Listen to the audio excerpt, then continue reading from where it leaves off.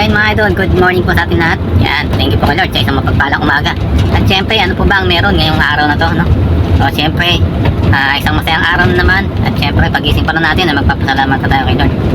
At syempre, ngayong buong araw na naman, kahit na makaranas tayo ng init, ay okay lang dahil naman ganyan talaga yung panahon natin, no?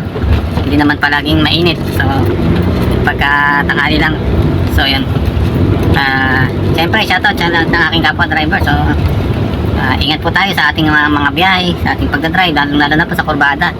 At siyempre, pagka po basa ang kalsada at umuulan, so, maging marahan din po at huwag po tayo nagmamadali mga idol.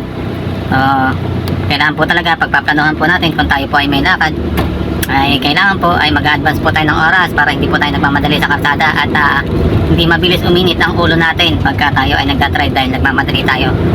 So masasabayan pa tayo ng traffic at init ng panahon. Kaya mga driver, kung kayo ay may lakad, so kailangan ay mag-advance kayo ng isang oras sa inyong biyahe. So kung tansya nyo, dadating kayo ng 2 oras doon. So gawin nyo pong 3 oras. Kung alas 10 po ay dadating kayo doon, so tansyahin nyo pong alas 9 lang ay nandun na kayo para meron po kayo advance na oras, no? At nang sa ganun na hindi po tayo magmamadali sa daan. So mga idol, yun sa akin po ay para tayo lang po, no? Para po makaiwas po tayo sa kung ano mang pwedeng mangyari at makaiwas tayo sa aksidente. Yun lang po mga idol at magandang umaga po sa atin lahat. Ayan. So, ingat po tayo lahat mga idol.